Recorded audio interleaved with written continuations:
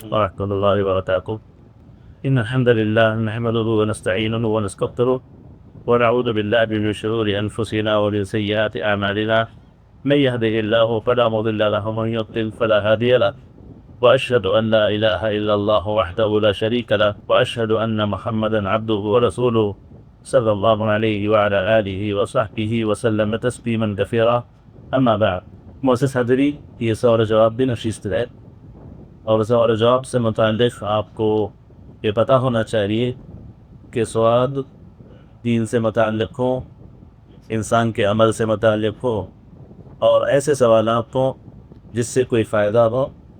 اور خاص طور پر صحابہ کرام کو آپ دیکھیں گے تو اللہ کے نبی نے ان کو سوال و جواب سے روب رکھا تھا، منع کرتے تھے کہ خواہ کے سوالات نہ کریں، کیونکہ نبی کریم علیہ السلام فرماتے ہیں کہ پچھلی قوموں کی بربادی کے جو اسباب ہے اس میں ایک سبب کثرت اسئلہ، خواہ کے سوالات، پیدرا کے سوالات. ایسے سوالات انسان میں سستی پیدا کراتے ہیں اور عمل سے دور کرتے ہیں، اور اسی لیے صحابہ کرام اس انتظار میں رہتے ہیں کہ کوئی عقلمند بدو آ جائے، وہ کچھ اچھے سوالات پوچھتے اور ان کو فائدہ ہو جائے. اور احادیث میں ہم دیکھیں گے صحابہ کرام نے سوالات گنے چنے سوالات تھے، یعنی صحابہ کرام نے ایک سچی لمبی زندگی گزاری، شریعت کا نزول اسی درمیان ہوا، کافی تفصیل اور مزید تفصیل کی ضرورت ہو سکتی تھی، لیکن اس کے باوجود صحابہ کرام کے سوالات بہت کم تھے. اور جو سوالات صحابہ نے ملتے ہیں وہ اپنے عمل سے متعلق عام طور پہ ملتے ہیں کہ میں ہلاک ہو گیا، مجھ سے یہ ہو گیا، مجھ سے غلطی ہو گئی، میں نے یہ کیا، میں نے وہ کیا. تو یہ اصل طریقہ ہے سوالات کا کہ اپنی اصلاح ہو، اپنے علم کی تربیت ہو، اپنے اخلاق کا سدھار ہو. یہ سوالات مفید ہوتے ہیں، انسان کو فائدہ پہنچاتے ہیں. اور وہ سوالات جو سائل کو جانچنے کے لیے ہوتے ہیں، جواب دینے والے کو جانچنے کے لیے ہوتے ہیں، یہ سب درستی ہے. اور ایک ہی سوال مختلف علماء سے کر کے مختلف لوگوں کی رائے جاننے کی کوشش کرنا، یہ چیزیں درستی ہیں. میں نے سوالات کے تعلق سے اپنی تفصیل ہے، اس کے اپنے احکام ہیں، اس کے اپنے کافی مسائل ہیں. بس اتنا کہوں گا کہ سوالات ایسے ہوں جو آپ کے علم، آپ کے عمل، یا پھر آپ کی دین یا پھر آخرت سے کوئی تعلق رکھنے والے ہوں، یا پھر دنیا سے بھی تعلق رکھنے والے ہوں. عملی سوالات آپ پوچھیں گے، آپ کو پیدا پہنچائیں گے. سوال یہ ہے کہ امام غزالی کا فاطمہ سے یہ عقیدے پر ہوا تو کیا ان کی کتابوں سے استفادہ ہو سکتا ہے؟ دیکھیے، امام غزالی نے جو اپنی کتابیں اپنے اس دور میں لکھی جس میں وہ عقلانیت پر زیادہ بات کرتے تھے، اور آخری زمانے میں انہوں نے رجوع کیا ہے، اور آخری زمانے میں انہوں نے ان تمام چیزوں سے جو پاک ہے یا پھر عقلی پوڑے دوڑانا ہے اس سے رجوع کیا ہے. تو یہ آخری وقت کا کام ہے، آخری وقت کی بات ہے. اس سے پہلے جتنی کتابیں تھیں اس سے پہلے کی لکھی ہوئی ہیں، اس دور کی ہیں جس دور میں انہوں نے ابھی اس گمراہی سے یا اس خرابی سے اپنے آپ کو نکالا نہیں تھا. تو اس زمانے کی لکھی کتابیں ہیں، تو ان کا پڑھنا ہے، اس سے استفادہ کرنا درستی ہے، سوائے ان طالب علموں کے جو مضبوط ہو علم میں، غلط اور صحیح کی پہچان اچھے سے رکھتے ہوں. تو امام غزالی کی طرف بعض حکمت کی باتیں بڑی اچھی ہوتی ہیں، بعض فائدے بڑے اچھے ہوتے ہیں، بعض شروحات بڑی اچھی کرتے ہیں بعض چیزوں کی وہ. لیکن عقائد کا مسئلہ ہو یا غیبیات کی باتیں ہوں یا اور کچھ دوسری باتیں عقلیات سے متعلق ہوں، تو ان سے استفادہ نہ کیا جائے. خاص طور پر ان کی کتابوں سے استفادہ عام لوگ نہ کریں، کیونکہ وہ غلط اور صحیح کی تمیز نہیں کر پائیں گے، اور ہو سکتا ہے کوئی بات ان کے دل میں بیٹھ جائے اور وہیں سے ان کی گمراہی شروع ہو.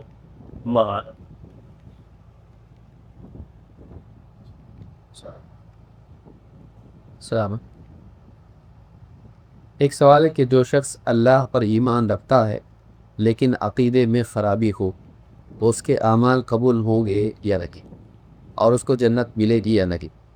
ایگزامپل، کوئی غیر مسلم اللہ پر ایمان کرتا ہے لیکن نبی صلی اللہ علیہ وسلم پر ایمان، تو اس کے بارے میں کیا ہو؟ دیکھیے، اللہ کے نبی صلی اللہ علیہ وسلم سے جب حدیث جبریل نے پوچھا کہ آپ پہ یعنی ایمان، مجھے ایمان کے بارے میں بتائی، تو آپ نے 6 باتیں بتائی. انتؤمن باللہ وملائکتہ وکتبہ ورسلہ والیوم الآخر وتؤمن بالقدر خیرہ وشرہ.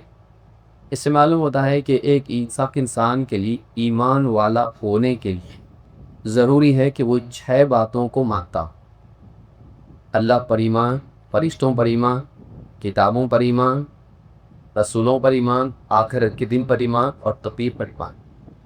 اگر کوئی شخص چاہے وہ غیر مسلم ہو یا مسلمان گھرانے میں پیدا ہوا ہو، اگر وہ اللہ کو مانتا ہے لیکن تقدیر وہ اگر نہیں مانتا ہے تو ایسے انسان کی نیکیاں قبول نہیں ہوں۔ عبداللہ ابن عمر رضی اللہ تعالیٰ عنہ کے پاس دو تابعی جب گئے اور کہا کہ ہمارے ہاں کچھ لوگ ایسے ہیں جو قرآن پڑھتے ہیں اور علم کی گہرائیوں میں جاتے ہیں، لیکن وہ کہتے ہیں کہ اللہ قدر وَأَنَّ الْأَمْرَ أُنُفٌ، کہ تقدیر ہوتے کچھ نہیں ہوتی ہے اور معاملات کیوں ہو جاتے ہیں، یعنی اللہ تعالیٰ کو پہلے سے معلوم نہیں ہوتا ہے۔ تو ابن عمر رضی اللہ تعالیٰ نے ان سے برات کا اظہار کیا اور کہا کہ میں ان سے بری ہوں، وہ مجھ سے بری، یعنی میرا ان کا کوئی تعلق نہیں، اور اس ذات کی قسم جس کے ہاتھ میں محق عبداللہ بن عمر کی جان ہے، یا جس کی قسم عبداللہ بن عمر کھاتا ہے، جب تک کہ وہ تقدیر پر ایمان نہ لائیں، اللہ تعالیٰ اگر اور پہاڑ کے برابر سونا و خرچ کر دے، انفاق کرے، اللہ اس کو قبول نہیں کرے گا۔ تو اس قول میں، صحابی کے قول میں دلیل ہے کہ اگر کسی انسان کا عقیدہ غلط کو، چاہے وہ اللہ کو مانتا ہو لیکن ارکان ایمان میں سے کسی رکن کا وہ انکار کرتا ہو، تو ایسے انسان کی نیکیاں قبول نہیں اور اس کا ایمان بھی مقبول نہیں۔ تقدیر کے مقابلے میں اگر نبی صلی اللہ علیہ وسلم ہی کو تسلیم نہیں کرتا ہے تو آپ سوچئے تقدیر کا رکن چھٹا رکن ہے، اور نبی صلی اللہ علیہ وسلم پر ایمان کلمے کے 2 اجزاء میں شہادتین میں مسلمان ہونے کے لیے، اسلام میں داخل ہونے کے لیے یہ منوایا جاتا ہے، تقدیر نہیں منوائی جاتی۔ اور بعد میں تفصیلات اس کے آئیں گی، جیسے جیسے علم آئے گا آدمی مکلف ہوگا، لیکن اسلام میں داخلے کی جو تو بنیادی چیزیں منوائی جاتی ہیں وہ اللہ پر ایمان ہے اور محمد صلی اللہ علیہ وسلم کی نبوت اور رسالت پر ایمان ہے۔ یہ مانے بغیر کوئی مسلمان ہو ہی نہیں سکتا ہے۔ تو یاد رکھیں کہ کوئی آدمی اگر اللہ کو مانتا ہے لیکن محمد صلی اللہ علیہ وسلم کو نہیں مانتا ہے تو ایسا آدمی مسلمان نہیں ہوگا، اور ایسے انسان کی نیکیاں بھی قبول نہیں ہے۔ لیکن میں سمجھتا ہوں کہ یہ جو سوال پوچھا گیا جس تناظر میں ڈاکٹر ذاکر نائک سے پوچھا گیا تھا کہ کوئی آدمی اگر اللہ کو مانتا ہے لیکن محمد صلی اللہ علیہ وسلم کو نہیں مانتا ہے تو کیا ایسا آدمی اس کی نیکی قبول ہوگی یا نجات پائے گا؟ تو انہوں نے مثال دے کر بتایا کہ کوئی بلڈنگ پر سے گرتا ہے تو اس کے بچنے کے کتنے چانسز ہیں، 0.000، اور اس طرح سے بتایا 1 کتنے % اس کے بچنے کے چانسز، بس اتنے ہی چانسز نبی صلی اللہ علیہ وسلم پر ایمان نہ لانے والے کے بچنے کے ہیں۔ لیکن یہ جواب بہت غلط ہے، اس لیے کہ جو آدمی کبھی صلی اللہ علیہ وسلم کو نہیں مانتا ہے ایسا آدمی مسلمان ہو نہیں سکتا ہے، اور ایسے آدمی کی نجات نہیں ہو سکتی ہے کیونکہ محمد صلی اللہ علیہ وسلم کو ماننا اس کے لیے ضروری ہے۔ اس طرح کی دیکھیے یہ جو شیخ نے بھی بتایا، اس سے پہلے بھی خطابات میں باتیں سامنے آئیں کہ ایک انسان اگر دین کا گہرا علم نہ رکھتا ہو اور دعوت کا اس میں شوق ہو تو وہ دین کو بگاڑ کے لوگوں کو سدھارنے کی کوشش کرے گا۔ اس کو یاد رکھیے، چونکہ نوجوان طبقہ ہے اور نوجوانوں میں دعوت کا شوق ہوتا ہے، اس بات کو یاد رکھیں کہ لوگوں کو سدھارنے میں دین کو بگاڑنا نہیں ہے۔ بعض اوقات ہم یہ کرتے ہیں کہ لوگ دین میں آ جائیں، ان کا دل توڑ دیں گے تو چلے جائیں گے، تو ہم اسلام کو ایسے انداز میں پیش کرتے ہیں جو کہ حقیقی شکل سے الگ ہوتا ہے۔ تو لوگوں کو سدھارنے کے لیے اسلامی تعلیمات کو بگاڑا نہیں جائے گا، ورنہ آپ قرآن کریم کی سورت پڑھ لیں، قُلْ یَا أَیُّھَا الْکَافِرُونَ لَا أَعْبُدُ مَا تَعْبُدُونَ، صراحت کے ساتھ اللہ تعالیٰ نے صورت بتائی جس میں آپ نے کھلے الفاظ میں بتا دیا کہ جن کی تم عبادت کر کے میں عبادت ان کی نہیں کرتا، اور آخر میں کہا گیا لَکُمْ دِینُکُمْ وَلِیَ دِین، تمہارے لیے تمہارا دین، میرے لیے میرا دین۔ تو کوئی آدمی اگر نبی صلی اللہ علیہ وسلم کو نہیں مانتا ہے، نبی اور رسول نہیں مانتا ہے، ایسے آدمی کی نجات نہیں ہوگی۔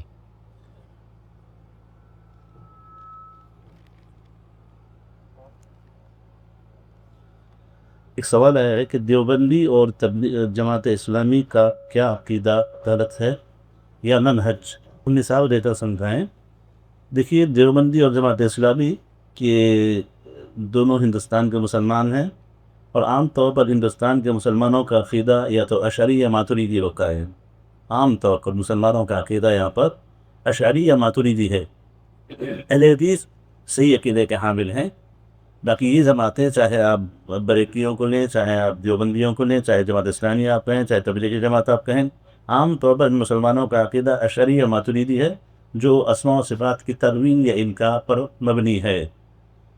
تو یہ عقیدے کے تعلق سے ہوا۔ اور جہاں تک منہج کا مسئلہ ہے، دیوبندیوں کے ہاں عقیدے کے مسائل میں کافی خرابیاں ہیں اور منہج میں کافی خرابیاں ہیں، اور جماعت اسلامی کے ہاں منہج کا کافی مسئلہ ہے۔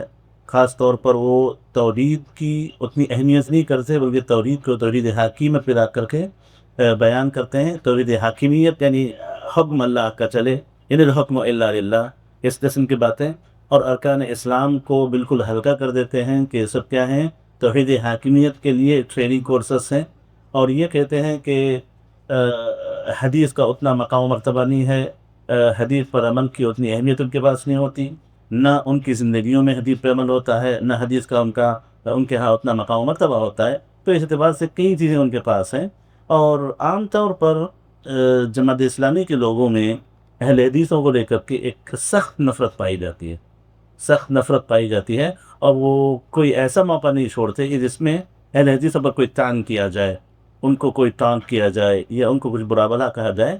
یہ ان کی عام مجلسوں میں ضروری بات ہے۔ تو یہ ان کے عقیدہ اور منہج کے تعلق سے ہے۔ دیوبندیوں کا عقیدہ اس میں تقدیس الاشخاص، تقدیس الشیوخ، شیوخ کی بہت زیادہ تقدیس کرنا، ان کے تعلق سے بہت زیادہ غلو سے کام لینا، اور ایسی بہت سی چیزیں ہیں۔ تو اس اعتبار سے یہ دونوں جماعتیں عقیدے کے اعتبار سے اشعری ماتریدی ہونے کی وجہ سے اور منہج سلف کے نہ ہونے کی وجہ سے غلط راستے پر جماعتیں ہیں۔ اور یہ بات بھی یاد رکھیں کہ جب کسی جماعت کو غلط کہا جائے تو وہ 100% غلط نہیں ہو جاتی، 100% غلط نہیں ہوتی، کچھ اچھائیاں ہوتی ضرور ہیں ان کے پاس، کچھ حق ضرور ہوتا ہے، لیکن وہ مکمل حق پہ نہیں ہوتی۔ مکمل حق پہ اگر کوئی جماعت ہے، کسی کے پاس 100% حق ہے، تو وہ ہے اہل حدیث۔ عمل میں ہو سکتا وہ کوتا ہوں گے، عمل میں ہو سکتا کافی اونچ نیچ ان کے پاس ہوگی، لیکن بحیثیت منہج، بحیثیت عقیدہ، سلفی عقیدہ، سلفی منہج، یہ بالکل خالص اسلام کی تعبیر ہے، خالص اسلام اس میں پایا جاتا ہے۔ تو یہ بات یاد رکھیں، تبلیغی جماعت ہو، فلاں جماعت ہو، جب وہ کہا جائے تو 100% غلط یہ مقصود نہیں ہوتا ہے، 90% غلط ہوں گے، 80% غلط ہوں گے، کچھ اچھائیاں ان میں ہو سکتی ہیں، یہ بات مان کے چلنی چاہیے۔ کیونکہ جس حدیث میں حدیث افتراق جو آئی ہے، اس میں کلھا فی النار الا واحدہ کہ امت 73 فرقوں میں بٹے گی، سب جہنم جائیں گے، تو اس کے تعلق سے یہ نہیں کہا جاتا کہ پوری جماعتیں جہنم میں جائیں گی، جماعت کے پورے اشخاص جہنم میں جائیں گے، سب جہنمی ہیں۔ یہ کہا جاتا ہے کہ جہنم کی وعید کے ماتحت ہے، وہ جہنم کی وعید کے ماتحت ہیں۔ تو اس اعتبار سے انسان دوسری جماعتوں پر حکم لگانے میں غلو سے کام نہ لے، یہ علماء کی ذمہ داری ہے، علماء اس پر بات کریں گے، عوام اس کے بات نہ کریں، عوام لوگوں کو سمجھانے کی کوشش کرے، علماء کے پاس لے کے آئے، یہ مطلوب ہے۔ عوام خود بیٹھ کے لوگوں پہ حکم لگانے لگے، اس سے پرہیز تھوڑا سا کرنا چاہیے۔ اللہ اعلم۔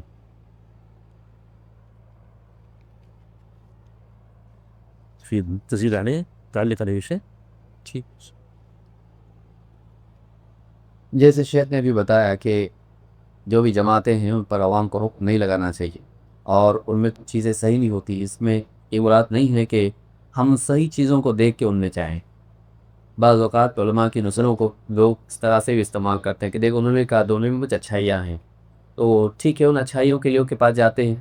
تبھی کی جماعت میں تواضع و اخلاص پیدا کرنے کے لیے، دین کی جذبہ پیدا کرنے کے لیے جائیں گے، صوفیہ میں نبی سے محبت پیدا کرنے کے لیے، اور جماعت اسلامی میں اسلامی شریعت کے استحکام کے لیے کچھ کوشش کرنا چاہیے، اس کے لیے جائیں گے۔ شیخ نے جو بات کہی اس کا حاصل یہی ہے کہ کچھ نہ کچھ کو بھی ہر ایک میں ہوتی ہے، لیکن اس کا یہ مطلب نہیں کہ ہم ان میں جائیں، ہم کو ان سے دوری رہنا چاہیے۔ اور عام طور سے غلطی ہوتی ہے کہ جماعتوں میں کچھ لوگ جب تقریر کسی جماعت پہ کی جاتی ہے تو بتاتے دیکھو ان میں یہ کتنے اچھے انسان ہیں، یہ فلاں اچھے انسان ہیں۔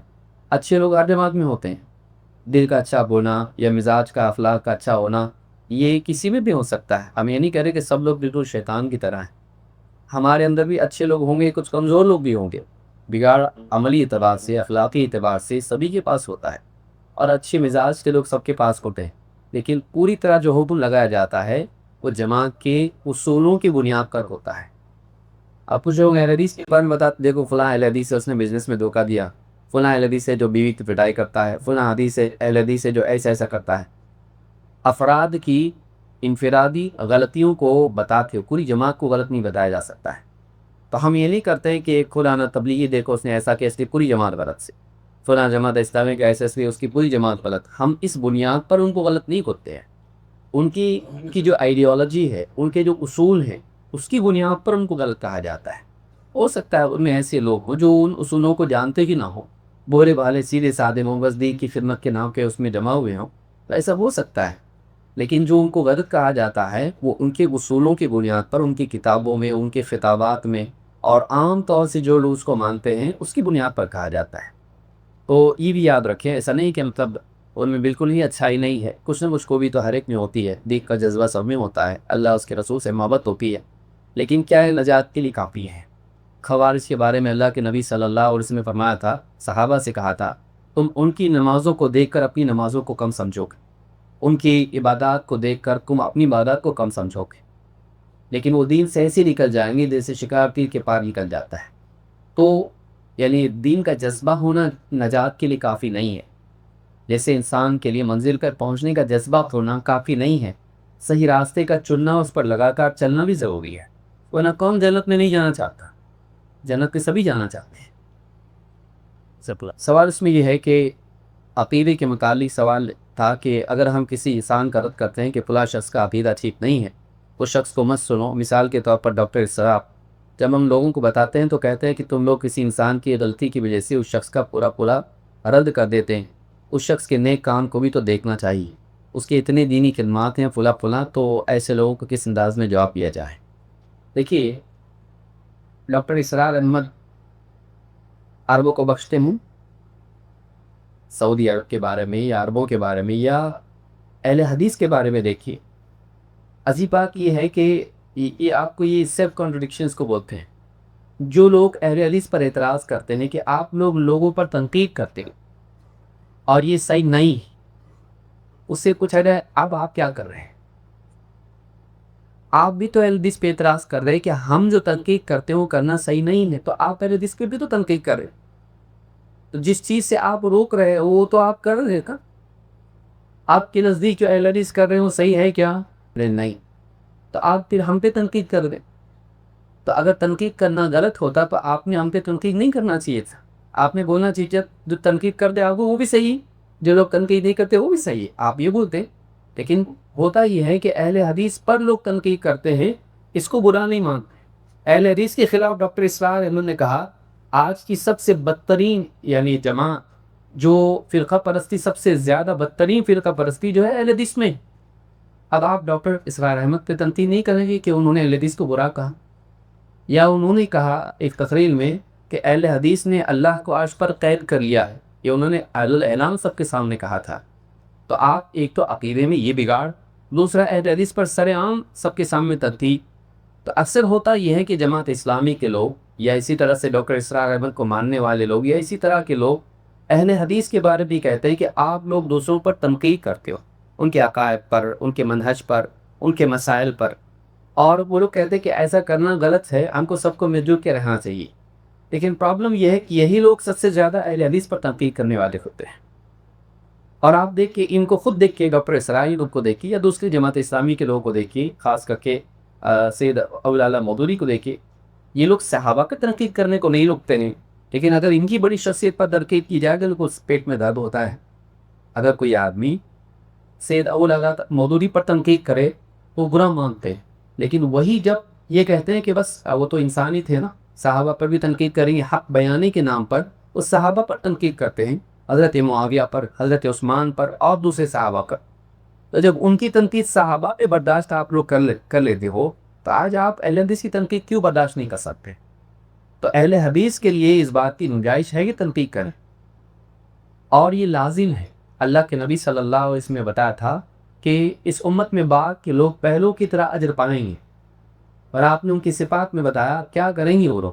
آپ نے فرمایا ینکرون المنکر، وہ منکرات پر نکیر کریں گے، برائیوں پر ٹوکیں گے، غلط کو غلط کھولیں گے.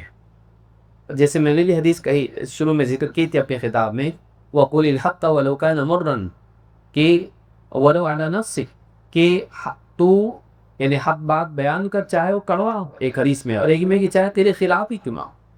تو تنقید کرنا اگر غلط ہوتا تو ہم کو اس سے منع کیا جاتا. اس امت کا شرط یہ ہے کہ تأمرون بالمعروف وتنہون عن المنکر، تم بھلائی کا حکم کہتے ہو، برائیوں سے روکتے ہو. یہ کام امت کو کرنا پڑے گا اور خاص طور سے علماء کو کرنا پڑے گا. یہ نہیں کہ ہم کسی سے حسد کرتے ہیں، کسی سے ذاتی نفرت رکھتے ہیں، اور غلط کو اگر غلط بیان نہ کیا جائے تو وہ غلط سماج میں چل پڑتا ہے.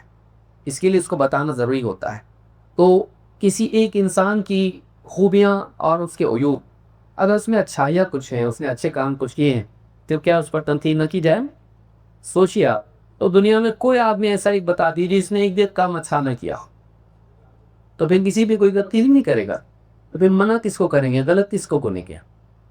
کسی انسان کے اندر اچھائیاں ہوں اور غلطی اس نے کی ہو تو اس کی نقید کی جائے گی، لیکن غلطی بہت قریب ہو، یہ کہنا کہ اللہ تعالیٰ ہر جگہ ہے اور ہر چیز میں ہے، اور اس طرح کی چیزیں بتانا، وہ حد الوجود وغیرہ کے عقیدے کو ثابت کرنا لوگوں کے سامنے، اور اس طرح کی بہت ساری غلط باتیں بولنا، یہ اگر کوئی آپ کی بول رہا ہے تو ہم خاموش رہیں، اس کے اوپر تنقید نہ کریں.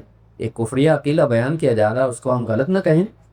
تو ان کی بات کی خوبی اپنی جگہ ہے، لیکن یہ بڑی غلطی ہے جس کو غلط بتانا ضروری، ورنہ لوگ ان کو مانیں نہیں. ہم اسرار احمد کی دشمنی میں ان پر تنقید نہیں کرتے کہ ذاتی کوئی ہمارا جھگڑا ان سے نہیں، لیکن ان کی بات اگر وہ تنہائی میں کر دے تو اور بات تھی. انہوں نے اس کو سریعام لوگوں کے سامنے بیان کیا ہے، لوگ یا تو اس کو مانیں گے تو نہیں مانیں گے، تو ماننے والا گناہ ہوگا. دوسری بات جو انہوں نے بتایا کہ اگر آدمی یعنی اقامت دین کا کام نہیں کرتا ہے، نمازیں، روزے، یہ وہ سب اس کا کچھ کام کا نہیں ہے. یہی بات سید ابو العلا مودودی نے کہی ہے. تو انہوں نے جو زہر دیا ہے کہ حکومتوں کے خلاف ان کو کھڑا ہونا پڑے گا.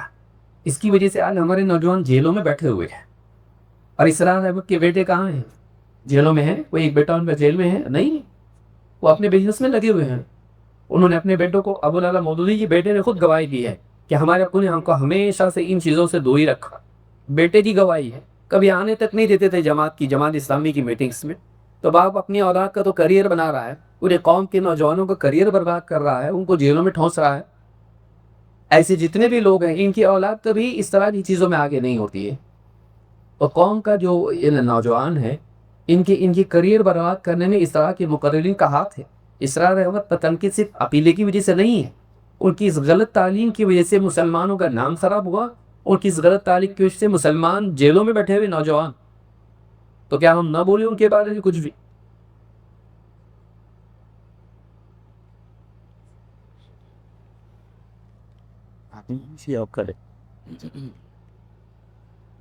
کسی نے سوال پوچھا ہے کہ کیا فرض نماز تبلیغی بھائیوں کے امامت میں ادا کر سکتے ہیں؟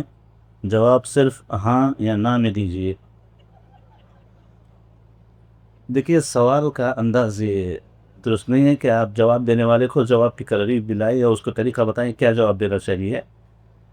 بعض سوالات ایسے ہوتے ہیں کہ جس میں، جیسے ہم نے شیخ العثیمین کی دروس میں حاضری دی ہے، سنا ہے، شیخ العثیمین کئی جواب میں کہتے ہیں کہ اگر میں اس کے جواب میں ہاں کہوں تو بھی غلط ہوں، نہ کہوں تو بھی غلط ہوں. تو جواب میں تفصیل ہوتی ہے. بہرحال اس بات بھی یاد رکھیں کہ جس آدمی کے عقیدے میں شرکیات ہوں، کھلا شرک کرنے والا انسان ہو، کفریات ہوں اس کے عقیدے میں، اور ایسی بدعتیں ہوں جو کفریہ بدعتیں ہوں، تو ایسے لوگوں کے پیچھے نماز نہیں پڑھی جائے گی. ایسے لوگوں کے پیچھے نماز نہیں پڑھی جائے گی، چاہے آپ کو اکیلے گھر پہ کیوں نہ پڑھنا پڑے. ہاں، اگر آپ کو اختیار ہے، ایک سے زائد مسجدیں ہیں، تو ایسی صورت میں آپ سنی اور اہل حدیث مساجد اور صحیح عقیدے والے مساجد، ایسوں بھی کو آپ کو جانا چاہیے. ایسے ہی مسجدوں میں آپ کو نماز پڑھنی چاہیے. ایسی مسجدوں میں جیسے بدعتیں ہوتی ہیں یا سنتوں کی مخالفتیں ہوتی ہیں، سنتوں کی پابندیاں نہیں ہوتی، ایسے مسجدوں میں آپ جاتے ہیں، ان کے پیچھے نماز نہ پڑھیں. یہی اصل ہے، یہی بنیاد ہے، تاکہ آپ کی نماز صحیح العقیدہ اور صحیح سنت کے مطابق پڑھنے والے کے پیچھے ہو. اور جہاں تک تبلیغیوں کا مسئلہ ہے، تبلیغی بھائی عام طور پر دیوبندی ہوتے ہیں، تو دیوبندیوں میں عقائد کی خرابیاں تو ہیں کافی، لیکن کھلا شرک جیسے بریلیوں میں پایا جاتا ہے، اس انداز کا کھلا شرک ان کی اعمال میں نہیں دکھتا. لیکن کئی ایسے مسائل ہیں جس میں وہ شرک کے حد تک پہنچ جاتے ہیں. تو بہرحال اس میں باقاعدہ بحیثیت جماعت کسی پہ کہنے کے بجائے اشخاص کی آپ کو پہچان ہو، تو اس صورت میں آپ ان کے پیچھے نماز نہ پڑھیں.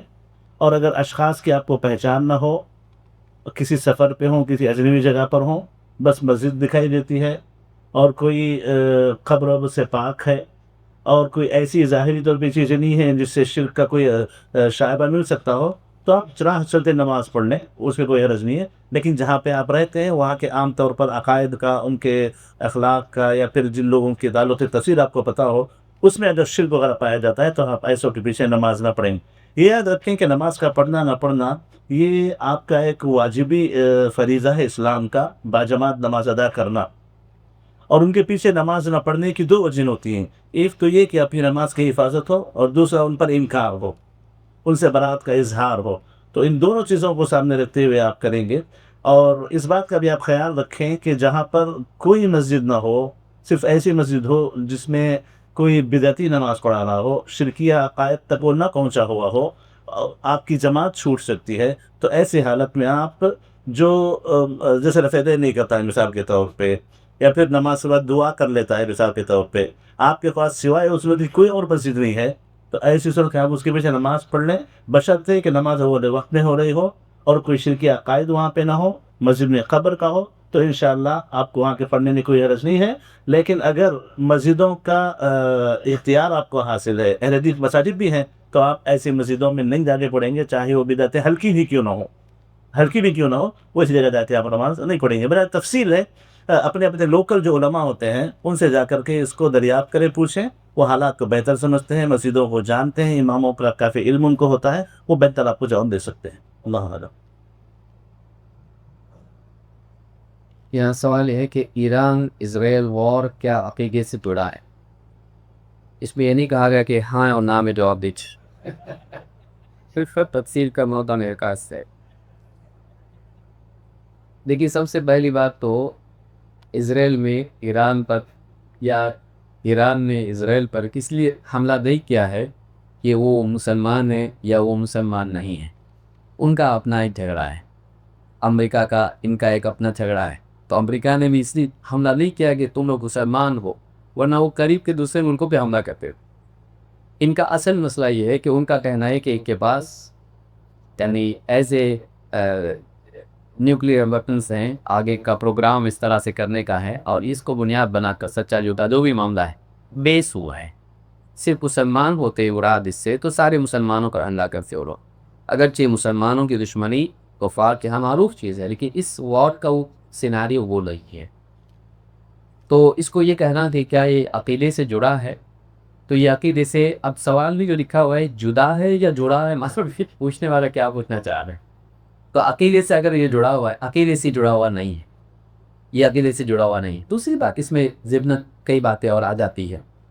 آپ دیکھیں ابھی جو لوگ بھی ایران کی ہمدردی کی بات کرتے ہیں، ہم تو حکومتی معاملات میں، سیاسی معاملات میں ہم لوگ نہیں بولتے ہیں. کیوں؟ حکومتوں کے معاملات چاہے سعودی عرب ہو یا ہمارا اپنا ملک ہو، ان کے تعلقات ملکوں سے کبھی اچھے ہوتے کبھی بگڑے ہوئے ہوتے ہیں. افغانستان کی مثال آپ لے لیجیے، کبھی تعلقات خراب ہوتے ہیں اور کبھی اچھے نہیں ہوتے. تو اس میں ہم اگر کچھ سٹیٹمنٹ دے دیں تو حالات بعد میں کچھ بدل جاتے ہیں، اور پرانی سٹیٹمنٹ ایک دوسرے پس منظر میں دیکھی جاتی ہے.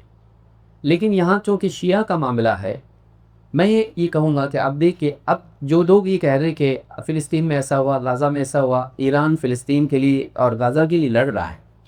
ابھی جو شرائط ایران نے پیش کی ہیں امریکہ کے سامنے اس پورے جنگ کے تناظر میں، اس میں یہ کہا ہے کہ آئندہ جنگ نہیں کریں گے، اس کی ہم کو پکا وعدہ کرو، اور یہ جنگ بند ہوگی حتمی طور پر، اس کا پکا وعدہ کرو، اور وہ جو راستہ ہے جہازوں کے جانے کا وہ کھول دینا، اس کے تمہارا تسلط نہیں ہوگا، ہم لوگوں کا ہوگا، اور ہمارے جتنے قیدی ایرانی کو ہمارے پاس ہیں ان سب کو تم کو دینا پڑے گا. یہ سوال یہاں پر یہ ہے کہ قیدی صرف اسرائیل کے پاس ایران کے ہیں؟ ایران کے قیدی کا مطلب کیا ہے؟ جتنے شیعہ قیدی ہیں وہ واپس دینے پڑیں گے. لیکن اسرائیل کے پاس پہلے سے زیادہ قیدی کون ہیں؟ فلسطین کے قیدی نہیں ہیں. تو اس شرط میں کہیں بھی یہ نہیں کہا گیا ہے کہ فلسطین کے قیدی بھی تم کو آزاد کرانے پڑے گی ورنہ جنگ بند نہیں ہوگی. اگر ایران کی یہ جنگ فلسطین کے لیے تھی تو اپنے قیدی تو آزاد کرا لائیں، لیکن فلسطین کے قیدی جن کے بارے میں قتل کا بھی فیصلہ ہو چکا ہے وہاں پر، تو ان کے چھڑانے کے لیے کیا ہے؟ اس میں مسجد اقصیٰ کا تذکرہ تک نہیں ہے کہ اسرائیل مسجد اقصیٰ کے اوپر سے اپنا تسلط ہٹا دے گا. ہے کیوں نہیں؟ ان کو کوئی لینا دینا ہی نہیں مسجد اقصیٰ سے. تو یہ کچھ حقائق ہیں، ایموشنل ہو کے سوچنا نہیں چاہیے، اس کو جذباتی بن میں. اور دیکھو آپ لوگ کچھ نہیں کرے، غزہ کا اس سے کوئی لینا دینا نہیں. ایران کی پوری باتوں میں آپ غزہ کا تذکرہ نکالیے. بلکہ میرا اپنا ماننا یہ ہے، میں کسی اور کی طرف سے نہیں کہہ رہا ہوں، کہ غزہ کا جو بھی حال آج ہوا ہے اس کے پیچھے بہت بڑا ہاتھ ایران کا ہے. ایران ہی کی شے پر جن لوگوں نے بھی قدم اٹھایا، حماس نے ہو یا حزب اللہ کے ہو، ان لوگوں نے قدم اٹھایا، اس کی نتیجے میں آج غزہ کا یہ حال ہوا ہے. تو یہ کہنا کہ یہ عقیدے کی جنگ ہے یا اسلام کی جنگ ہے، اس طرح کی بات نہیں ہے. وہ ملک ہے، وہ بھی ملک ہے، یہ بھی ملک ہے، وہ بھی ملک ہے، تینوں ملک ہے. وہ اپنے ان کے اپنے جھگڑے ہوتے ہیں. آج دوست ہیں، کل دشمن ہے، آج دوست ایسا ہوتا ہے. تو اس میں اگر فلسطین کا معاملہ ہوتا، اسلام کی جنگ ہوتی، تو اس طرح کی باتیں ہوتی. لیکن اس طرح کی بات نہیں ہے. انہوں نے صرف اپنے ملک کے تحفظات کی بات کی ہے، باقی کسی ملک کے بارے میں کچھ بولا بھی نہیں ہے. تو اس کو یاد بیٹھ جاؤ. ایک موٹی بات دے گیا نہ، چونکہ بات آ گئی ہے، سوالات معلوم ہے سے آئے یا نہ آئے. آپ تحقیق کر کے یہ معلوم کریں کہ ایران میں، تہران میں کتنے عبادت خانے شیعوں کے علاوہ، کرسچنس کے، جیوز کے ہوں یا کوئی اور ہوں، کتنے عبادت خانے ہیں، اور ان میں سنیوں کی کتنی مسجدیں ہیں. تہران میں سنیوں کی ایک بھی مسجد نہیں ہے. اور وہاں سنی ہیں، ان کو جمعہ پڑھنے کے لیے مسجد نہیں ہے. کیوں مسجد نہیں بن سکتی ان کی؟ اگر اتنا ہی آپ کو بھائی بنانا ہے ان کو، اور وہ اتنا ہی آپ کو بھائی بنائے ہوئے ہوں، تو آپ بتائیے وہاں پہ سنیوں کی مسجد کیوں گئی؟ تو یہ ساری باتیں ہیں، اس میں ہم تفصیل سے نہیں بات کرنا چاہتے ہیں. یہ سیاسی معاملات ہیں، حالات کے اعتبار سے حالات سیاسی بدلتے رہتے ہیں. لیکن جو آدمی اس کو بنیاد بنا رہا ہے کہ یہ وار تو اسلام اور کفر کی جنگ ہے، یہ کربلا ہے اور یہ فلاں چیز ہے، بدر کی جنگ ہے وغیرہ وغیرہ، تو اس کا اس سے کوئی لینا دینا نہیں ہے، اور اس کا غازہ سے بھی کوئی لینا دینا نہیں. اگر ہوتا تو اب تک کی غازہ سر فہرست ہوتا، فلسطینی سر فہرست ہوتے، مسجد اقصی سر فہرست ہوتی. تذکرہ ہی نہیں اس کا. بھول گئے، ڈیمنشیا ہو گیا، کیا ہو گیا؟ تھا دماغی مرض ہو گیا، یادداشت چلی گئی، سب کیا ہوا؟ ان کی وجہ سے سب کچھ ہوا ہے. 7 اکتوبر ان کی وجہ سے ہوا ہے. حماس کا مسلسل ان سے ربط تھا. سعودی عرب کے انڈر میں حماس نہیں کام کرتا تھا، یہ انہی کے ساتھ میں جڑ کے کام کرتے تھے. ہم لوگ انہی کے ماتحت تھے، انہی کے ساتھ میٹنگز ہوتی تھی. اسماعیل ہانیہ کی موت بھی ان کے پاس جانے کے بعد ہوئی ہے. ایک کم مشورے ان سے ہوتے رہتے تھے. اب جو کچھ ہوا ہے غزہ میں، آج کھنڈر بنا کے رکھ دیا ان لوگوں نے. ان کو بہانہ مل گیا، وہ ظلم تھا لیکن بہانہ مل گیا ان لوگوں کو. بہانہ دیا جس نے، وہ ذمہ دار ہوتا. آپ کا بچہ اگر جا کے سارے لوگوں سے جھگڑے کر کے آتا ہے، اور پھر سارے لوگ آ کے آپ کے گھر پہ جھگڑا کرتے ہیں، اور آپ بیٹا کہہ رہا ہے کہ آپ لڑو ان سے میری طرف سے، تو آپ کیا کہو گے؟ بیٹے کی پٹائی کرو گے کہ تو جھگڑے لے کے آ رہا پورے گاؤں کے حوالے کرتا، تو نہیں جاتا تو وہ لوگ نہیں آتے. تجھے موقع دیا ہوں، تجھے موقع دے، وہ نقصان دیتا ہے. آج یہ مسلمانوں کے حالات ہوئے ہوں گے، بہت بڑا ذمہ دار ایران بھی ہے. اسی سوال کے تعلق سے جو شکل بتایا، مزید بتا دوں، علماء کہتے ہیں کہ یہودی اور رافضی ایک سکے کے دو رخ ہیں. یہودی اور رافضی ایک سکے کے دو رخ ہیں، دونوں ملے جلے ہیں، کوئی جدائی نہیں ان دونوں کے درمیان. تو اسی لیے جب دجال آئے گا تو اصفہان سے 70,000 یہودی اس کے پیچھے جائیں گے، اس کی اتباع کرتے ہوئے آئیں گے اصفہان سے، جو کہ ایران نہیں. سوال یہ ہے کہ اگر کوئی انسان ہم سے عمر میں بڑا ہو تو کیا انہیں دین کے مسائل پر ایڈوائس دے سکتے ہیں اگر وہ کوئی غلطی کریں؟ دیکھیے، غلطی کسی سے بھی ہو سکتی ہے، اپنے چھوٹے بھی اپنے بڑے بھی ہیں، لیکن غلطیوں کی تنبیہ کے آداب ہوتے ہیں. اور اس کا بہترین ادب اللہ تعالیٰ نے سورہ مریم میں ابراہیم علیہ السلام کی زبانی بتایا ہے کہ کیسے ابراہیم علیہ السلام نے کتنے پورے ادب کے ساتھ اپنے والد کو شرک سے بچنے کی اور توحید کی طرف، شرک سے بچنے کی تلقین کی، توحید کی دعوت دی پورے ادب و احترام کے ساتھ. تو اسی طریقے سے آپ اپنے بڑے کو، چاہے وہ آپ سے ایک دن بڑا بھی کیوں نہ ہو، پورے ادب و احترام کے ساتھ آپ اس تک بات پہنچائیں، غلط چیز کی طرف تنبیہ کروائیں، اچھی چیز کی طرف ان کی ارشاد و توجیہ کروائیں. یہ ہونا چاہیے. اور اگر آپ کو پتہ لگے کہ آپ کے کہنے سے وہ بات شاید نہ مانے، چھوٹے کی بات نہ قبول کرے، تو آپ کسی بڑے سے بات کو کہلوائیں. کیونکہ مقصد انکار کا ہوتا یہ ہے کہ اصلاح ہو جائے. اصلاح جس طریقے سے ہو سکتی ہے اس طریقے کو اپنانا چاہیے. یہ نہیں کہ اپنے ذمے کو بری کرنے کے، میں نے کہہ دیا، ماننا نہ ماننا اس کی ذمہ داری ہے، یہ نہیں ہونا چاہیے. یہ ہو کہ اس تک بات اچھے مینرز میں، اچھے اخلاق میں پہنچے اور وہ قبول کر لے. تو اس اعتبار سے اپنے بڑے کو بات خود پہنچا سکتے ہو تو پورے اخلاق، ادب، احترام کے ساتھ پہنچائیں. اور اپنے پہنچانے سے بات کے ماننے میں کوئی رکاوٹ آپ کو لگتی ہے تو کسی اور ایسے درجے سے پہنچ جائیں جہاں سے بات کے قبول کے امکانات زیادہ ہوتے ہیں.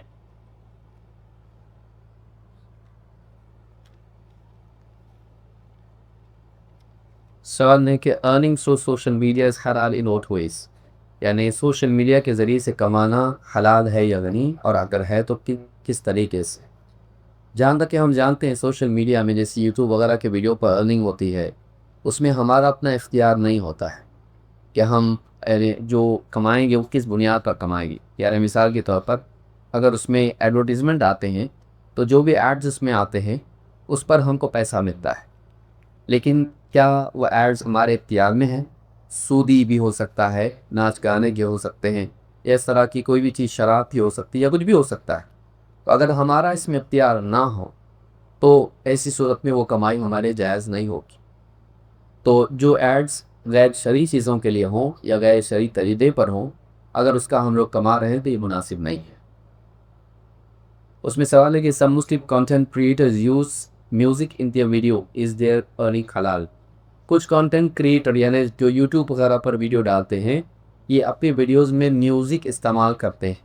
تو کیا اس طرح سے میوزک والے ویڈیو بنا کر ڈالنا اور اس پر کمانا کیا جائز ہوگا؟ جائز نہیں ہوگا.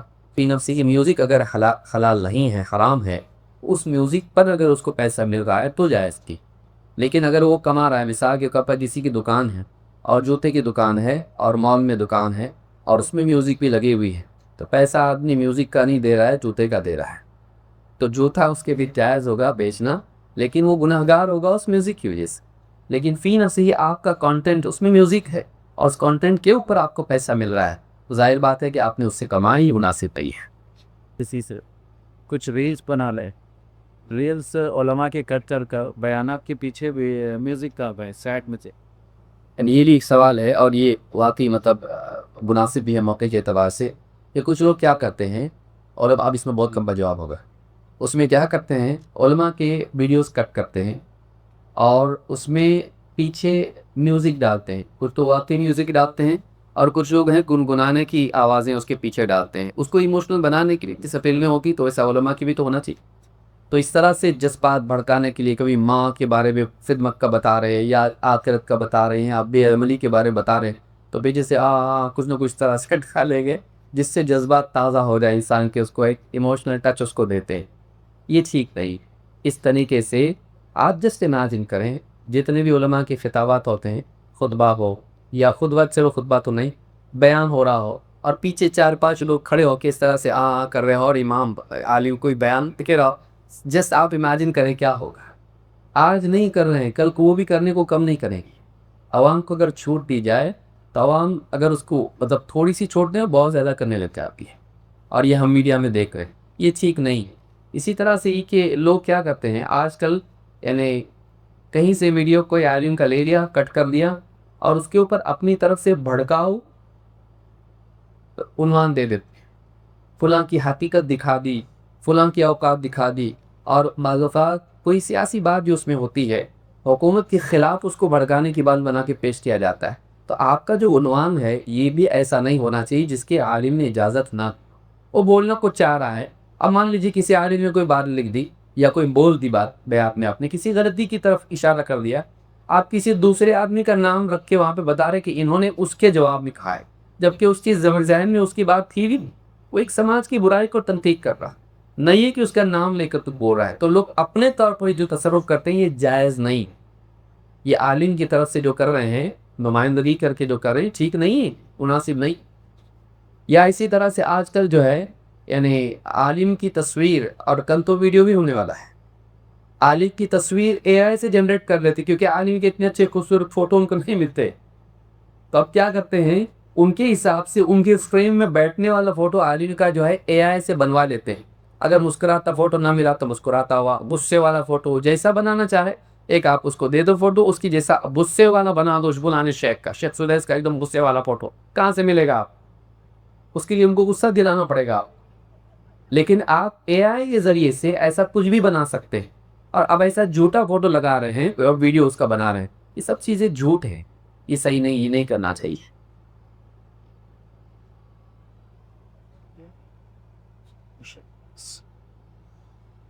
ایک سوال ہے، اگر امام رکوع میں نے ہم جا کر جوائن کر لیں تو وہ رکعت کاؤنٹ ہوتی ہے یا نہیں؟ یہ کافی مختلف فی مسئلہ ہے، اس میں علماء کی دو مختلف رائے ہیں۔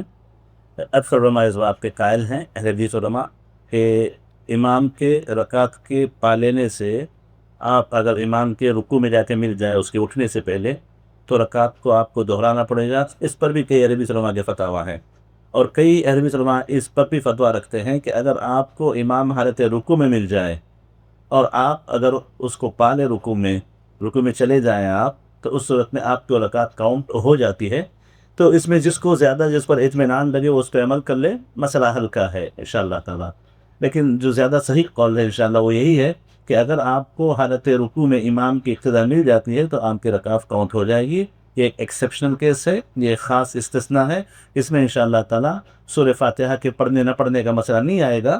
یہ ایک مستثنیٰ چیز ہے، ایک چھوٹ والی چیز ہے، جس کو رکعت میں اگر امام کے ساتھ رکوع مل جائے، امام کے سر اٹھانے سے پہلے سر جھکا لیا ہو، تو انشاءاللہ تعالی اس کی رکعت کاؤنٹ ہوتی ہے۔ اللہ اعلم۔ اس پہ سوال ہے کہ عربک نشید کا کیا حکم ہے؟ اور کچھ نشید کریٹر ہوتے ہیں جو اپنی نشید میں میوزک استعمال کرتے ہیں، تو وہ سننا چاہیے کہ نہیں سننا چاہیے؟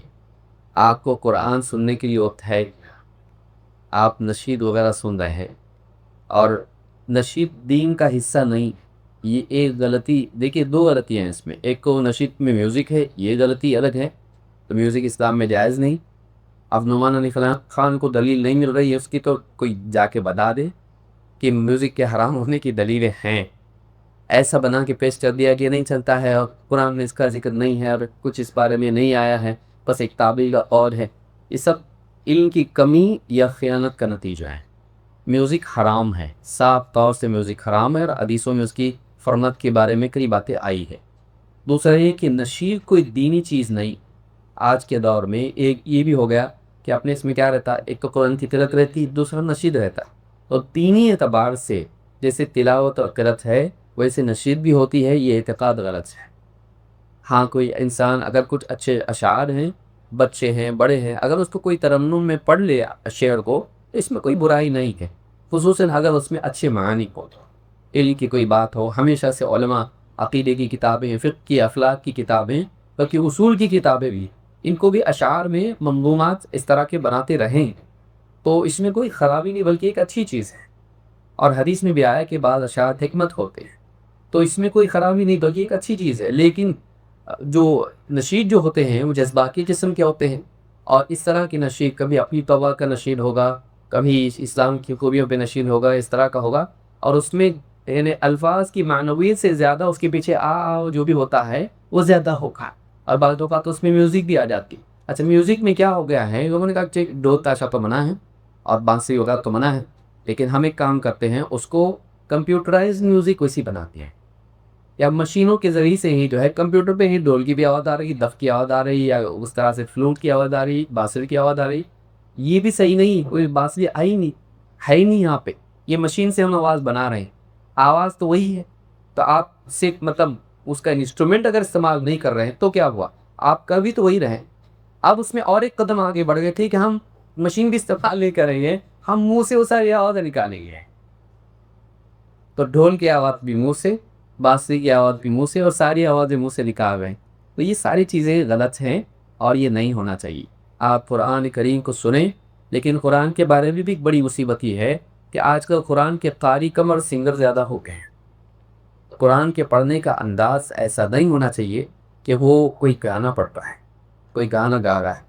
آج آپ دیکھیں ہیڈ فون لگا کے اور یہ ہو کر کے ہاتھ ملا کے اس طرح سے قرآن پڑھ رہے ہیں، یہ قرآن کا ادب نہیں، قرآن کی تعظیم ہونا چاہیے اور اس کو صحیح طریقے سے پڑھنا چاہیے۔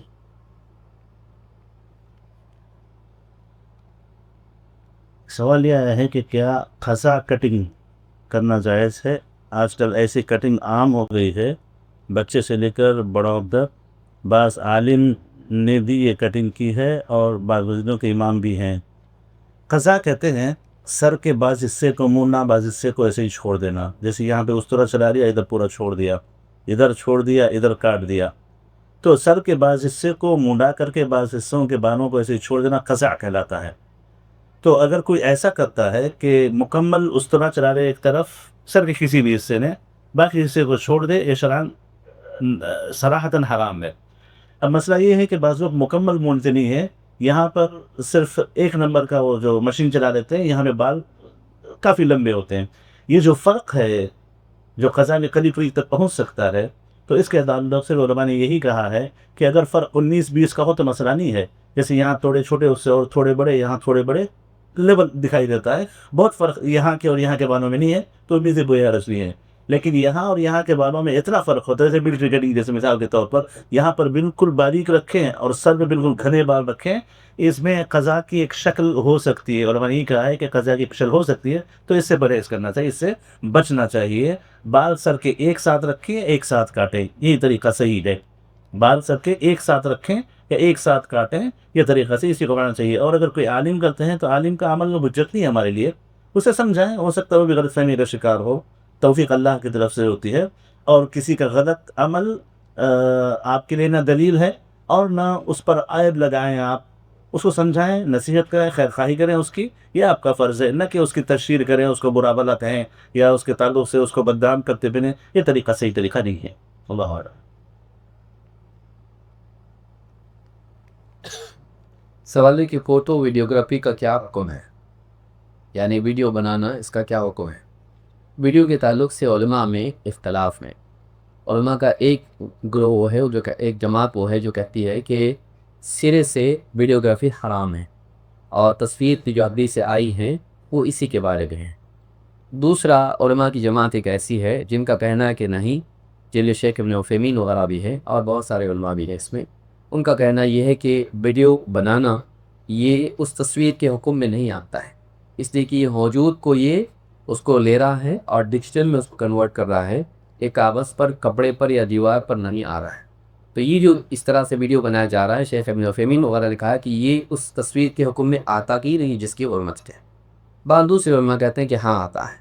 پھر جو کہتے ہیں کہ ہاں اس میں آتا ہے اس حدیث کی ضمن میں، ان کا بھی کہنا یہ ہے کہ اگر مجبوری ہو تو ایسی صورت میں دینی دعوت کے لیے اور اس طرح کے معاملات میں اس کو استعمال کیا جا سکتا ہے، لیکن کچھ علماء سیریس اس کے قائل نہیں ہے۔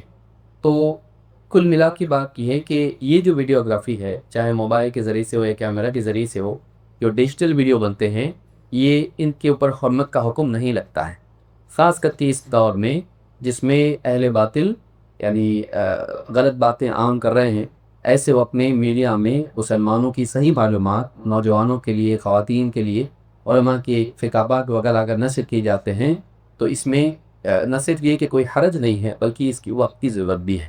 اگر یہ نہیں جائے گا تو لوگوں کے پاس غلط معلومات جائے گی، غلط لوگ ان کے پاس پہنچیں گے اور یہ یقینی طور پر پہنچیں گے اور وہ گمراہ ہوں گے۔ تو ایسے وہ اپنے ویڈیو میں اپنا اسلامی معلومات کو فراہم کرنا لوگوں کے لیے ایک بڑی ضرورت ہے۔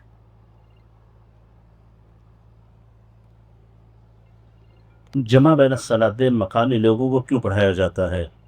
مقامی لوگ مقررہ وقت پہ نماز پڑھ سکتے تھے اور ظہر مغرب کے سنتوں کا وقت نہیں دیا گیا، کیا وجہ ہے؟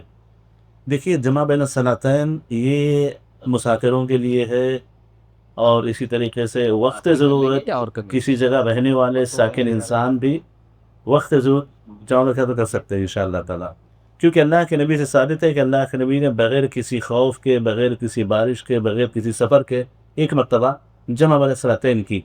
ابن عباس رضی اللہ عنہ نے فرمایا لِأَلَّا يُحْرِجَ أُمَّتَهُ، تاکہ آپ اپنی امت کو حرج میں نہ ڈالیں۔ یعنی ہو سکتا ہے بعض اوقات ایسے واقعات پیش آ جائیں کہ جمع بین الصلاتین میں سب کی سہولت ہو، آسانی ہو، ترتیب میں سہولت ہو، تو اس خاطر جمع وقت ضرورت کیا جا سکتا ہے۔ تو اس میں مسافروں کو الگ، مقیموں کو الگ کرنا اس لحاظ سے ممکن نہیں ہے یا مناسب نہیں ہے کہ دیکھیے عام طور پر جمع کے تعلق سے دو باتیں ذہن میں رکھنی چاہیے، ایک جمع لوگوں کی کثرت اور دوسرا وقت۔ اگر آپ وقت پہ پڑھیں گے لیکن لوگ پورے جمع نہیں ہوں گے تو ایسی صورت میں آپ پوری جماعت کے ساتھ مل کر کے جمع کر لیں، یہ زیادہ افضل، زیادہ بہتر ہے۔ یہ زیادہ افضل، زیادہ بہتر ہے کہ آپ جماعت سے الگ ہوئے بغیر جماعت کے ساتھ نماز پڑھ لیں، کیونکہ جب آپ وقت نماز پڑھیں گے تو یہ پوری جماعت نہیں ہوگی، جماعت کا ایک بڑا حصہ پڑھ چکا ہوگا نماز، تو اس لیے آپ کو الگ ہو کے پڑھنے کی ضرورت نہیں ہے، آپ جماعت کے ساتھ پڑھ لیں۔ اور جہاں تک سنتوں کا مسئلہ ہے، جو مسافر نہیں ہے سنتیں پڑھنی ہے ان کو، کہ دونوں نمازیں گویا ایک نماز ہو جاتی ہے، ظہر اثر مغرب عشاء ملا کر کے گویا ایک نماز ہو جاتی ہے جس میں وقفہ نہیں دیا جاتا۔ اب جو مسافر نہیں ہے تو آدمی دو نمازیں پڑھ لینے کے بعد جس کی جو سنتیں باقی ہیں پڑھ لے، سنتوں سے روکا نہیں جاتا، سنتیں اپنی جگہ پڑھی جاتی ہیں۔ بس یہ ہے کہ چونکہ دو نمازیں ایک ہو چکی ہیں، ظہر اور اثر، تو ظہر کے بعد کی سنت ہے، اثر کے بعد پڑھ لیں، اس کی مکمل اجازت ہے، اس میں کوئی حرج کی بات نہیں ہے، تو نہ سنتیں چھوٹے گی۔ اور اگر آپ جماعت کے ساتھ مل کے پڑھتے ہیں تو یہ زیادہ بہتر ہے، کیونکہ آپ جماعت کے ساتھ ہیں، الگ سے آپ پڑھیں گے، اگرچہ وقت آپ کو ملے گا لیکن جماعت آپ کو نہیں ملے گی، بڑے مختصر سے لوگ رہیں گے، تو ان دونوں کا اعتبار الگ الگ اعتبار سے کیا جاتا ہے۔ اور یہ اپنی لمبی تفصیل، اس کی اپنی فقہ ہے، کسی اور موقع پر کسی عالم سے آپ سن لیں کہ جمع کب، کیوں اور کیسے کیا جانا چاہیے، اس کے اپنے کیا شروط، اس کے اپنے کیا ضوابط ہیں۔ اللہ اعلم۔ سوال ہے کیا ہم فری فائر گیم کھیل سکتے؟ جس گیم میں کسی کا قتل کرنا ہو وہ گیم کھیلنا کیسا ہے؟ مجھے تو نہیں معلوم فری فائر گیم کون سا ہے، شاید نے بتایا کہ وہی یہ کچھ فائری والا سم ہوتا ہے۔ دیکھیے اس طرح کی جتنی گیمز ہے، فی نفسی ہی گیمز کا کھیل کا مقام، چاہے وہ موبائل فون پر ہو یا دوڑ کے کھیلنا ہو جیسے آپ آج کھیلیں، تو یہ شریعت میں اس اصل جواز ہے اس پہ، الا یہ کہ اس میں کوئی ایسی چیزیں شامل ہو جائیں جو شرعی اعتبار سے غلط ہے۔ مثال کے طور پر اگر فٹ بائننگ کا گیم ہے، اب اس میں سامنے والا جو ہے وہ سارے کے سارے مسلمان ٹیررسٹ ہیں، اور آپ اس میں ان ٹیررسٹ کا صفایا کرتے چلے جا رہے ہو، سب داڑھی والے، ہاں جبے والے سامنے آتے جا رہے ہیں، آپ اس کو مارتے جا رہے ہیں۔ اس طرح کے گیمز بنائے لوگوں نے، اور اس سے ہو رہا ہے کیا ہے کہ آپ کے ذہن کو مولڈ کیا جا رہا ہے، آپ کے ذہن کو بنایا جا رہا ہے۔ مسلمان ٹیررسٹ ہوتے ہیں، آپ کا بچہ کھیلے گا تو اس کے ذہن میں ہی بیٹھے، وہ پوری ساری لوگوں کی جو بھی حرکتیں اس کو نہیں جانتا ہے، وہ گیم کی بنیاد پر یہ اس کے ذہن میں بیٹھ جائے گا کہ مسلمان ٹیررسٹ ہوتا ہے اور میں ٹیررسٹ کا صفایا کر رہا ہوں۔ تو اگر اس طرح کی یا میوزک اس کے اندر ہو یا جادو کی کوئی بات اس کے اندر ہو، اس طرح کی جتنی بھی چیزیں منکرات اگر اس میں شامل ہوتے ہیں تو یہ جائز نہیں ہوگا۔ باقی ایسا کوئی کہتا ہے کہ قتل کرنا تو جائز نہیں ہے، تو پھر اس طرح کی گیم جائز ہے کہ نہیں، تو وہ حقیقت میں کسی کو فضل کر رہا نہیں ہے۔ تو اس طرح سے اگر کوئی جنگ ہو اور جنگ کی کوئی گیم وہ کھیل رہا ہے، بشرط دیکھے اس کی نمازوں کا نقصان نہ ہو، اس کی ذمہ داریوں میں نقصان نہ ہو، وہ اللہ ان کو بولے نہیں، اور اپنی عبادات اور اپنی ذمہ داریاں جتنی بھی ہیں ان کو ادا کر رہا ہو۔ تھوڑی موڑی دیر کے لیے کوئی کھیل رہا ہے تو یہ گیم ہلکی کوئی کوئی جس کے اندر مزید منکرات نہ ہو، موسیقی سے لے کے حرمت والی چیزیں، یا اس میں عورتیں آ رہی ہوں سامنے ایسی جو مناسب نہیں ہیں، اس طرح کی جتنی چیزیں ہیں، یہ ساری چیزیں اگر ہیں تو پھر وہ گیم جائز نہیں ہو۔ لیکن موٹا موٹا کوئی ایسی گیم ہے کہ یہاں سے وہ شوٹ کر رہا ہے، یہاں سے یہ شوٹ کر رہا ہے، اور اس میں کچھ کسی کا نقصان نہیں ہو رہا ہے، تو اس میں گنجائش ہو سکتی ہے، بشرطے کہ اس میں بہت زیادہ وقت آدمی ڈالا گیا ہے۔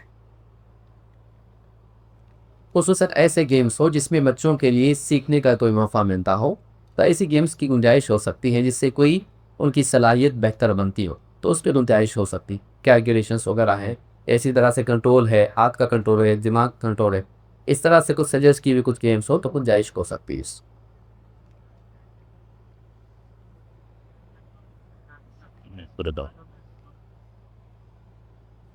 گیمز کے تعلق سے مزید بات یہ ہے کہ شیخ مشہور حسن رضا کہتے ہیں کہ عام طور پر چیس کا گیم ہو یا اس جیسے بورڈ گیمز ہو، جس کے تعلق سے کہا جاتا ہے کہ انسان کا دماغ بنتا ہے، اس میں چالاکی آتی ہے، چالاک ہوتا ہے، تو شیخ مشہور کہتے ہیں کہ بہت بڑا دھوکہ ہے یہ۔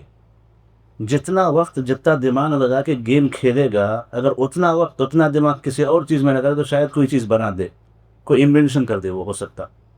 یہ بس دھوکے میں ڈالنے کے لیے کہا جاتا ہے کہ اس سے چالاکی پیدا ہوتی ہے، اندر شاطر وہ بنتا ہے، فلاں بنتا ہے، یہ تمام چیزیں دھوکے کی ہیں۔ گیمز ایسے ہوں جو آپ کی یا تو دنیا کی بدنی طاقت کو بڑھاتے ہوں، جیسے اللہ کے نبی نے جیسا کہا کہ جو چیزیں پسندیدہ ہیں، تیراکی ہو، گھوڑ سواری ہو، اس سے بدن بنتا ہے۔ بدن بننے والی چیزیں اگر ایسے گیمز ہیں کوئی حرج نہیں، جس میں کچھ بدن نہ بنے، وقت ضائع ہو، دماغ لگے، دماغ ضائع ہو، جو اللہ کی بہت بڑی نعمت ہے، سمجھداری اور فطانت، ذہانت، یہ ضائع ہو، ایسے گیمز آپ کو برباد کر دیں گے، آپ کو ایڈکٹ بنا دیتے ہیں، اور ان سب سے آپ دور رہیں گے تو آپ زیادہ سیف رہیں گے۔ اس کے بجائے آپ بدنی ورزشیں کریں، بدنی طور پر جو گیمز ہے اس کا استعمال کر لیں، کوئی حرج کی بات نہیں ہے۔ اور آج کل ہر ایک کو شکایت ہے کہ بچوں کے پاس صرف موبائل ہوتا ہے، جا کے باہر کھیلتے نہیں ہیں، کچھ کرتے نہیں ہیں، جیسے ہم بچپن ہوا کرتے تھے، تو ان کی صحتوں کو نقصان ہو رہا ہے۔ ان کے ذہنوں کو نقصان ہو رہا ہے، ان کے ذہن کمزور ہوتے جا رہے ہیں. تو ان تمام سے پرہیز کرنا زیادہ مناسب ہے، زیادہ بہتر ہے، کیونکہ اس سے نہ آپ کا کوئی بدن بنے گا، نہ آخرت کا کوئی فائدہ ہو سکتا ہے. سوال یہ ہے کہ کیا جنت میں امہات المؤمنین سے ملنے کا موقع ملے گا؟ دیکھیے مختصر میں دیتا ہوں کہ وَلَكُمْ فِيهَا مَا تَشْتَهِي الْأَنفُسُ وَتَلَذُّ الْأَعْيُنُ. اللہ نے جنت میں سب نعمتیں رکھی ہیں، جو آپ کا دل چاہے گا وہ آپ کو ہوگا، اور جس سے آپ کی آنکھوں کو ٹھنڈک ملی ہوں گی. آپ کا دل وہاں پہ کیا چاہے گا کیا نہیں چاہے گا یہ آپ نے سوچا نہیں، آپ کو پتہ نہیں ہے، کیونکہ جنت کے حالات مختلف ہیں. جنت کے حالات مختلف ہیں، جنت کی کیفیتیں مختلف ہیں، اس کی نعمتیں مختلف ہیں. وہاں پر آپ کے دماغ میں کیا چیزیں آئیں گی، آپ کیا پسند کریں گے، کیا نہیں پسند کریں گے، وہ آپ کو بھی پتہ نہیں چلے گا. ہاں، نعمتیں آپ چاہیں گے، آپ کو ہر قسم کی سہولتیں چاہیے، وہ الگ چیز ہے. لیکن اس قسم کی چیزیں کہ آپ کو فلاں کے ساتھ ملنا ہے، فلاں کرنا ہے، تو بہرحال اللہ بہتر جانتا ہے. اور پتہ نہیں سوال کرنے والا کوئی مرد ہے کہ عورت ہے، اور اگر عورت ہے تو بحیثیت ماں ان سے ملنا چاہ رہا ہوگا. تو بہرحال جو ہے اللہ بہتر جانتا ہے. جنت اللہ سے طلب کریں، جنت کی نعمتیں مانگیں. اس میں زیادہ تفصیل میں نہ جائیں، کیونکہ اس تفصیل کو بھی فائدہ نہیں ہے. غالباً کسی صحابی کے بیٹے نے کسی صحابی نے اپنے بیٹے کو دیکھا جو دعا کر رہا تھا کہ اے اللہ مجھے جنت نصیب فرما، جنت کے دائیں طرف ایسا باغ ہو، ایسا محل ہو، اس رنگ کا ہو، فلاں رنگ کا ہو. تو ڈانٹا انہوں نے اپنے بیٹے کو، ڈانٹا اور کہا کہ سیدھے جنت مانگو اللہ تعالیٰ سے. تفصیلات اللہ کو دینے کی ضرورت نہیں ہے کہ کیا دینا چاہیے کیا نہیں دینا چاہیے.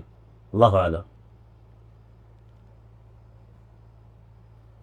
شیف نے جو گیمز کے بارے میں بات کہی بالکل صحیح بات ہے، اور اسی دوران اس کو یاد آیا کہ جو پب جی کھیلنے والوں کا کیا حال ہوتا ہے. بلکہ بعض اوقات پڑوس سے آواز آتی ہوتی دائیں سے جا، دائیں سے جا، پیچھے سے جا، جلدی جا، مار اس کو مار. اب سننے والے سوچے گا کہ شاید واقعی کچھ جھگڑا سنگھ کا ہوتا ہے یہاں پہ، اور اتنا منٹوں لوگ کھیلتے رہتے ہیں. تو یہ ٹھیک نہیں ہے، اس سے کچھ فائدہ نہیں ہے. کوئی ایسا کام کریں جس سے واقعی کوئی چیز وجود میں آتی ہو، نہ یہ کہ آپ کے ذہن میں کوئی خرابی پیدا ہوتی ہو، آنکھیں خراب ہو جاتی. بلکہ بعض لوگوں کا حال یہ ہوتا ہے کہ موبائل سے لے بھی لیں تو ان کی انگلیاں چلتی رہتی، بیماری ایسی ہو جاتی ہے، آنکھیں ٹیڑھی ہو جاتی ہیں، بہت سارے مسائل پیدا ہو جاتے ہیں. تو ان سے بچنا ہی چاہیے. سوال ہے کہ کیا سر کو ڈھانپنا یا ٹوپی پہننا حدیث سے ثابت ہے؟ سر کو ڈھانپنے کے بارے میں ٹوپی پہننے کی حدیث میرے علم میں نہیں ہے کہ نبی صلی اللہ علیہ وسلم نے ٹوپی پہنی ہو. اس باب میں جو حدیث آئی ہو ضعیف. بنحقی کی جو حدیث ہے کہ آپ کو سترہ نہیں ملا تو آپ نے ٹوپی سامنے سترہ بنا کر نماز پڑھی، ضعیف ہے. اسی طرح سے اور بھی روایت آئی ہے کہ اللہ کے نبی صلی اللہ علیہ وسلم، جب ترمذی کی روایت ہے کہ آپ جیسے امامہ پہنتے تھے تو پہلے ٹوپی اور ٹوپی کے اوپر امامہ اس طرح سے پہنتے تھے، باندھتے تھے. تو یہ دونوں بھی حدیث سے ضعیف میں. البتہ سر ڈھانپنے کا مزاج سلف میں ہمیشہ سے رہا ہے، اور صحابی جہاں کہ اس کو یاد ہے، صحیح مسلم کی حدیث ہے، اللہ کے نبی صلی اللہ علیہ وسلم نے کہا کہ کلا صحابی کی عیادت کو لے جائیں گے، عیادت کے لیے جائیں گے. تو صحابی کہتے ہیں کہ ہم اس حال میں اٹھے کہ نہ ہمارے پاس ٹوپی کی، نہ پاؤں میں پہننے کے لیے کوئی جوتیاں تھیں، یعنی ہمارے فقر کا ہی حال تھا. تو انہوں نے ٹوپیوں کا نہ ہونا کمی میں شمار کیا، کا مطلب یہ کہ وہ لوگ اس کو استعمال کرتے تھے. اور اللہ کے نبی صلی اللہ علیہ وسلم سے ہم کو سوائے حج و عمرے کے سر کھلا رکھ کر عبادات کرنے کا کوئی ثبوت نہیں ملتا ہے. تو عام طور سے وہاں پر سلف میں سر ڈھانپنے کا ہی مزاج تھا. تو اس لیے سر کو ڈھانپنا چاہیے. آپ کوئی آدمی آفس میں کام کر رہا ہے، جاب پر ہے، ڈیوٹی پر ہے، ایسے وقت میں اگر اس کے لیے ماحول ویسا نہیں ہے، سر کھلا رکھتا ہے، کوئی حرج نہیں. لیکن آدمی جب جاب سے آ جاتا ہے، اپنے کام کاج سے پاک صاف ہو کے نہا دھو کے سب نماز کے لیے ریڈی ہوتا ہے، تو پھر اپنا لباس اسلامی جیسا بھی ہوتا ہے، جو عرف میں اسلامی لباس مانا جاتا ہے، اس میں بحث میں نہیں جائے گی کہ اسلامی لباس کون سا ہے. لیکن جو مسلمانوں کا لباس ہے، آدمی اپنی پہچان کو برقرار رکھے، اور اس میں سے سر ڈھانپنا بھی ہے. سر ڈھانپنا بھی ہے تو سر ڈھانپنا چاہیے. شیخ البانی کے اس بارے میں فتاوی موجود ہیں، آدمی دیکھ لے. خود زینتکم عند کل مسجد میں انہوں نے اس کو شمار کیا. تو زینت ایک واجب ہے اور ایک مستحب بھی ہے.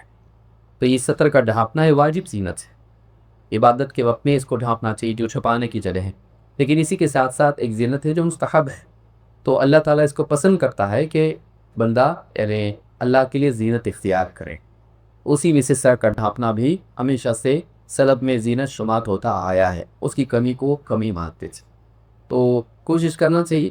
لیکن یہ نہیں کہ ہم اس بنیاد پر جیسے مسجدوں میں غلو ہوتا ہے کہ کوئی ٹوپی پہن کے نہیں آیا تو سب لوگ بھگو کے دیکھتے ہیں اس کو، یا زبردستی لوگ اس کو یعنی چاہے رکوع میں ہو ٹوپی پہنا دیتے ہیں لوگ. مسجد میں پلاسٹک کی ٹوپیاں بعض مسجدوں میں رکھی رہتی ہیں، ہمارے یہاں پر تو ہوتا ہے اس طرح سے، بہت جگہ پہ ہوا بھی ہے کہ زبردستی اس کو ٹوپی پہنائی جاتی نماز میں. داڑھی کوئی نہیں پہناتا ہے، داڑھی کوئی نہیں پہناتا ہے، لیکن ٹوپی برابر پہنا لیتے ہیں. تو یہی امت کا حال ہے کہ جو چیزیں زیادہ اہم ہے بعض اوقات کم ہو جاتی ہیں، اور جو چیزیں ٹھیک ہیں لیکن اتنی اہم نہیں ہے بہت زیادہ اہم ہو جاتی ہے. تو ٹوپی بہتر ہے، نہیں پہنے کوئی آ کے تو گناہ گار نہیں ہوگا، لیکن بہتر ہے کہ اس کا استعمال کرنا چاہیے. علماء کو آپ دیکھیے عموماً اس سر ڈھانپتے ہیں.